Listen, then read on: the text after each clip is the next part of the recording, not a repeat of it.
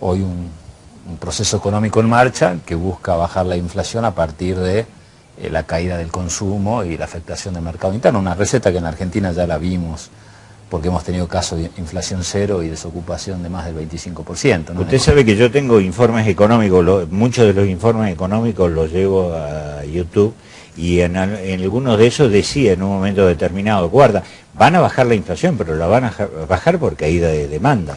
Y esto es de alto riesgo. Lo que pasa es que creo que vos, Néstor, acabas de plantear un tema fundamental. ¿Qué es bajar la inflación? ¿Es un objetivo en sí mismo o es una herramienta de la economía? No es un objetivo en sí mismo, es una herramienta del sistema económico para lograr un objetivo mayor que es el crecimiento. Si hay una baja de inflación sin crecimiento y mejor redistribución de los recursos, la baja de la inflación te genera desocupación. O sea, vos sos economista y sabés mejor que yo que en economía no hay mucho más para descubrir. Vos a la inflación la bajás sacándole poder adquisitivo a la gente sin aumentar los niveles de producción o con inversión generando mayor nivel de producción sin afectar el poder adquisitivo. El gobierno buscó una receta ortodoxa clásica que en la Argentina lamentablemente ya vimos y eso es lo que hoy está preocupando. Hoy el gobierno no tiene un plan de desarrollo industrial, no tiene un plan de crecimiento, no tiene cómo incentivar a generar mayor nivel de productividad, entonces busca una receta que es a partir del aumento de tarifa, la devaluación, y obviamente la caída del consumo, porque nunca las paritarias llegan a igualar la inflación. El promedio en que está cerrando las paritarias hoy en Argentina es 10 puntos menos en algunos casos que la inflación, con lo cual es claro que tendría que bajar la inflación, pero el problema es que a un costo social tremendo, y eso es lo que nosotros queremos ir advirtiendo desde ya. ¿Ustedes no le firmaron una suerte de carta en blanco al gobierno cuando le dijeron sí a los holdouts? No. A ver, nosotros lo que decimos y dijimos es que el gobierno que iniciaba su proceso debía contar aquellas herramientas necesarias que nosotros entendemos que eran positivas y nosotros no íbamos a poner a todo lo que sea negativo para la gente. Cuando se discutió el tema de los holdouts, a pesar de muchos de nosotros tener ciertos reparos, no en que era necesario acordar, sino en la manera en que podía generarse un endeudamiento, lo hicimos a partir de reunión que tuvimos con todos los gobernadores, y claramente los gobernadores, creo que con mucha anticipación, planteaban de que iba a ser necesario en Argentina niveles de inversión para las provincias, independientemente de la estrategia del gobierno nacional. Y de hecho, particularmente nosotros no nos arrepentimos porque gracias a esa decisión, hoy por ejemplo la provincia de Salta pudo tomar un crédito de 300 millones de dólares y el gobernador Urtubey plantear este plan bicentenario, que son las medidas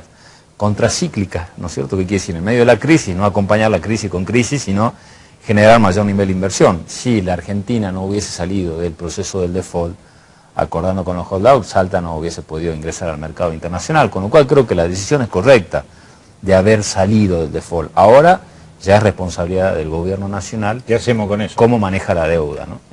Pero vuelvo a decir, si nosotros no hubiésemos acompañado esa decisión, las provincias, entre ellas la provincia de Salta, no hubiese podido acceder al financiamiento de las obras que el gobernador está planteando. En esa votación ustedes acordaron, el bloque justicialista, si la memoria no me falla, el bloque renovador, ponerle algunos límites al endeudamiento. ¿Hay riesgo de endeudamiento? Porque la tentación es muy grande. Nosotros, una de las condiciones que pusimos para votar la ley era fijar el límite de 12.500 millones de dólares en cuanto a ese endeudamiento puntual para atender este acuerdo, ¿no? Nosotros no votamos el artículo del acuerdo. Nuestro bloque no votó negativo el acuerdo en sí. Lo que votó favorable es la derogación de las leyes que impedían el acuerdo. La ley Cerrojo. Exactamente, y el límite. Porque entendemos que el acuerdo en cuanto al monto que debía llegar es producto de facultades del Ejecutivo en el cual el Congreso no había intervenido en la negociación. Ahora, hay que seguirlo muy de cerca el proceso de endeudamiento de la Argentina porque este tipo de visiones suelen intentarse mucho con los endeudamientos y ahí hay que ver cuándo el endeudamiento, como todo proceso de crecimiento, en la casa también pasa, vos querés mejorar tu casa, tomás un crédito hipotecario, querés cambiar el auto, un crédito prendario, un financiamiento que te hace la concesionaria, que te busca crecer. Ahora, es positivo si tus ingresos sirven para atender ese te crédito. alcanza. Si no te alcanza, terminas en un endeudamiento tremendo. Bueno, la administración del Estado es lo mismo. Hay que tener mucho cuidado y hacer un proceso de seguimiento sobre la deuda argentina, porque por ahí estas administraciones de tipo liberal son muy proclives a tomar deuda excesiva a veces, ¿no?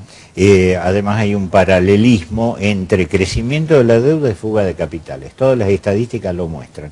A la medida que crece la deuda, crece la fuga de capitales paralelamente. Fundamentalmente porque siempre hay mercados cambiarios muy abiertos. Sí, y además también convengamos que las situaciones internacionales en cada momento determinan también la llegada de inversiones o la salida de capitales. Si bien hoy la Argentina ha salido del default, ha vuelto a ingresar al mercado de capitales, las provincias están saliendo a buscar fondos para inversiones en infraestructura, todavía no se ve la llegada de capitales reales de inversión a la Argentina, inversiones que generen crecimiento, ¿no? Ya vamos a abordar particulares o privadas, digamos. Ya vamos a abordar ese tema porque me parece que los inversores extranjeros esperan algo más que un gobierno amigo de los mercados. Miran no solo 4 años, miran a 10 o 12 años, miran la proyección. No, y además que hoy el gobierno da la sensación que también tiene una puja interna de visiones, ¿no? Está la gente del Banco Central que plantea las tasas de interés altas para evitar que el circulante de dinero sea a través del consumo, o la inversión, mejor dicho. Entonces con eso se aseguran que no haya un pico inflacionario. Y por otro lado, cierto sector del Ejecutivo que disputa y dice, bueno, con las tasas tan altas es imposible que lleguen inversiones, porque como decir, a ver, ¿para qué yo voy a invertir en colocar una fábrica en Argentina con el riesgo que implica si yo puedo ir al circuito financiero y tengo sin riesgo más rédito que lo que sería poner una fábrica? Esa es la discusión de la Argentina de hoy, que vemos que el gobierno no termina de resolver, y que eso es lo que está demorando el crecimiento en Argentina. Y hay otro elemento interesante también. ¿Para qué voy a ir a invertir en una fábrica, en un mercado deprimido, si lo puedo abastecer desde afuera con importaciones libres? Ese es el tema, aquellos que creen que la regulación del precio interno lo van a hacer a través de la apertura indiscriminada de importaciones. Hoy, claramente, la industria textil, la industria del calzado, la del juguete, la de la madera. Hemos tenido problemas, incluso a vos te va a sorprender, pero ciertos aspectos de la economía regionales como especies, hubo que hacer gestiones. De Perú estaban trayendo. Hubo que hacer gestiones a nivel nacional porque se estaba afectando el mercado interno con especies. Entonces, hasta tomates, una serie de cuestiones que hacían al movimiento interno en la Argentina, que hoy se está siendo afectado. Y obviamente esto, a ver, no hay nada, como te decía, nada por descubrir. Sabemos que el próximo paso de la apertura indiscriminada de las importaciones es la desocupación, porque si hay una fábrica que deja de producir, vuelve a caer el consumo. Bueno, pero ahí está la cuestión medular, que yo creo, desgraciadamente, que para algunos actores de este gobierno, el modelo de la Argentina del futuro cierra con más de 20 puntos de desocupación.